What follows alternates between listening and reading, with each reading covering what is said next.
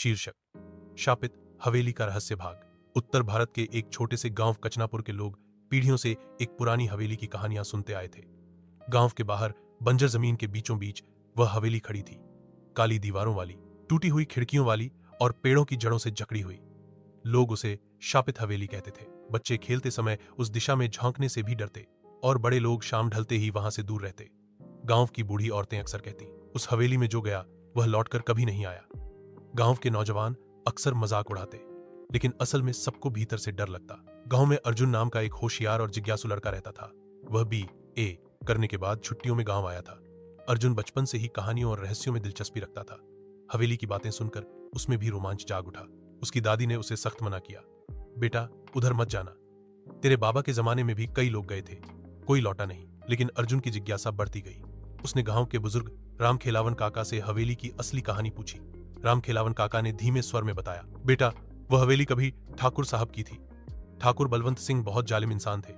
कहते हैं उन्होंने अपनी हवेली में कई निर्दोषों की हत्या की थी। एक दिन अचानक हवेली में आग लगी और ठाकुर समेत पूरा परिवार जलकर मर गया। तब से वहां अजीब आवाजें आती हैं। रात को रोने चीखने की गूंज सुनाई देती है। अर्जुन ने निश्चय कर लिया कि वह इस रहस्य को सुलझाएगा। भाग 2। एक शाम अर्जुन ने अपने दोस्तों सुमित और करण को हवेली की खोज पर चलने के लिए राजी किया। सुमित डरपोक था, लेकिन करण को रोमांच पसंद था। तीनों ने तय किया कि वे चुपके से रात में हवेली जाएंगे। रात घिरते ही टॉर्च और मोबाइल लेकर तीनों हवेली की ओर चल पड़े। जैसे ही वे हवेली के दरवाजे पर पहुंचे, जंग लगी लोहे की जंजीर अपने आप हिलने लगी। ठंडी हवा का झोंका आया और दरवाजा चर्र चर्र की आवाज के साथ खुल गया। सुमित कांप गया। मुझे लगता है हमें लौट जाना चाहिए।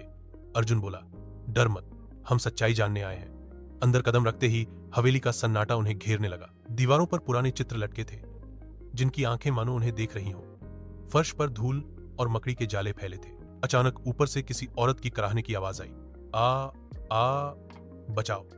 तीनों ने एक दूसरे की तरफ देखा। अर्जुन ने कहा, चलो ऊपर देखते हैं। जैसे ही वे सीढ़ियां चढ़े, दीवार पर लटका एक दर्पण चमका। उसमें उनका प्रतिबिंब नहीं, बल्कि किसी और का चेहरा दिखाई दे रहा था, खून से सना हुआ। सुमित डर के मारे चीख पड़ा, ये क्या है? तभी अचानक दर्पण टूटकर जमीन पर बिखर गया। तीनों घबराकर नीचे भागे और हवेली से बाहर निकल आए। बाहर आकर सांसें संभालते हुए करण बोला, ये जगह सच में डरावनी है, लेकिन ये सब भूत प्रेत नहीं, कुछ और भी हो सकता है। अर्जुन को शक हुआ कि हवेली में कोई रहस्य जरूर छुपा है। भाग 3। अगले दिन गांव में हड़कंप मच गया। पड़ोस के गांव की एक लड़की मीरा अचानक गायब हो गई थी। लोगों ने खोजबीन की, लेकिन उसका कोई सुराग नहीं मिला। गांव वाले कानाफूसी करने लगे कि मीरा को हवेली की चुड़ैल ले गई है। अर्जुन को शक हुआ। उसने तय किया कि वह फिर हवेली जाएगा, लेकिन इस बार दिन में। करण उसके साथ हो लिया, लेकिन सुमित ने मना कर दिया। दिन में हवेली उतनी डरावनी नहीं लग रही थी। अर्जुन और करण हर कमरे की तलाशी लेने लगे।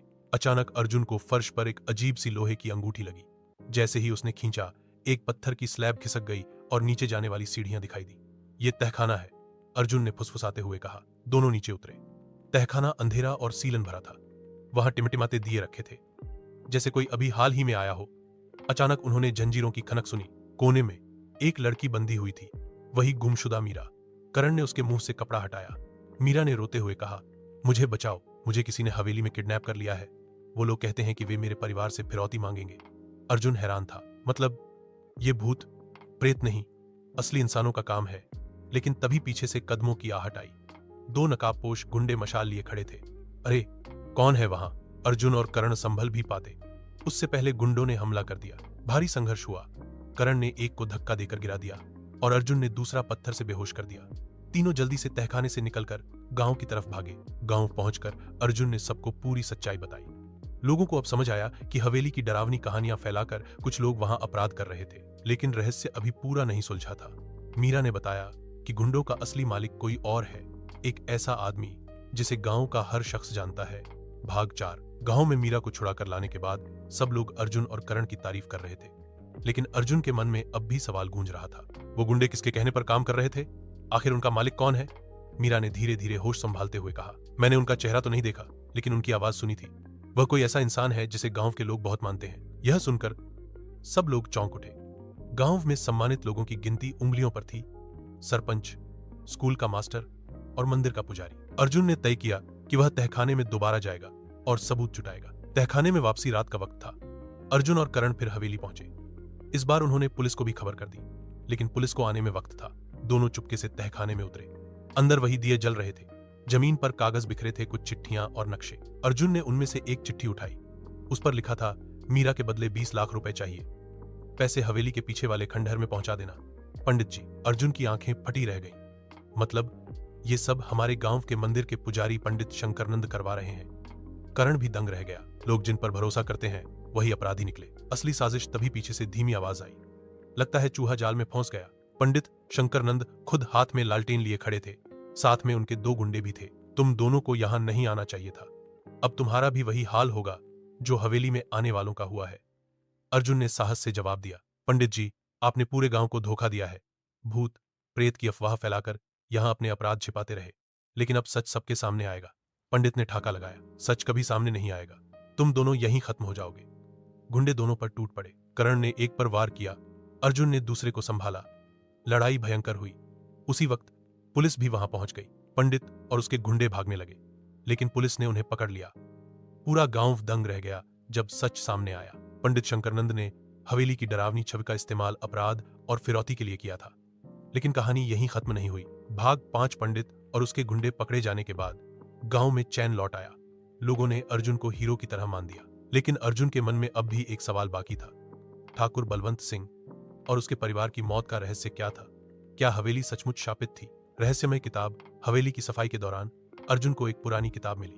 उस किताब पर धूल जमी थी और कवर पर लिखा था, बलवंत सिंह की डायरी। डायरी पढ़ते हुए अर्जुन को सिहरन हुई। बलवंत सिंह ने लिखा था कि उसने अपनी हवेली के नीचे एक गुप्त खजाना छुपा रखा है। उस खजाने में सोना, चांदी और बहुमूल्य रत्न थे, जिन्हें उसने जुल्म और डकैती से इकट्ठा किया था। लेकिन उसी हवेली में उसने निर्दोष लोगों की हत्या भी की थी। उनकी आत्माएं हवेली में भटकने लगी। डायरी की आखिरी पंक्ति थी, अगर कोई मेरे खजाने को छूने की कोशिश करेगा तो उसकी आत्मा कभी चैन से नहीं रहेगी। हवेली की आत्माएं। एक रात अर्जुन अकेले हवेली गया। उसने देखा, हवेली की दीवारों पर अजीब रोशनी झिलमिला रही थी। अचानक हवेली में औरतों और बच्चों के रोने की आवाज गूंजने लगी। अर्जुन के सामने एक परछाई उभरी। वही ठाकुर बलवंत सिंह की आत्मा। तुमने मेरी हवेली का राज जान लिया, लेकिन यह हवेली कभी चैन से नहीं जी सकेगी। अर्जुन कांप गया, लेकिन उसने साहस बटोरा और बोला, तेरे पापों की वजह से मासूमों की आत्माएं भटक रही हैं। मैं उन्हें शांति दिलाऊंगा। मुक्ति का रास्ता अर्जुन ने गांव के बुजुर्गों और पुजारी, अब नए ईमानदार पुजारी के साथ मिलकर हवेली में हवन और पूजा कराई। घंटों तक मंत्रोच्चार हुआ। धीरे धीरे हवेली में फैली काली छाया हल्की होने लगी। अचानक हवेली की दीवारें हिलने लगीं और तहखाने की जमीन फट गई। अंदर सोने चांदी का खजाना चमक रहा था, लेकिन उसी के साथ आत्माओं की चीखें भी गूंज उठीं। पंडित शंकरनंद और उसके गुंडे इसी खजाने की तलाश में हवेली का इस्तेमाल करते थे। अर्जुन ने निर्णय लिया, यह खजाना गांव के विकास में लगेगा। स्कूल, अस्पताल और अनाथालय बनेगा।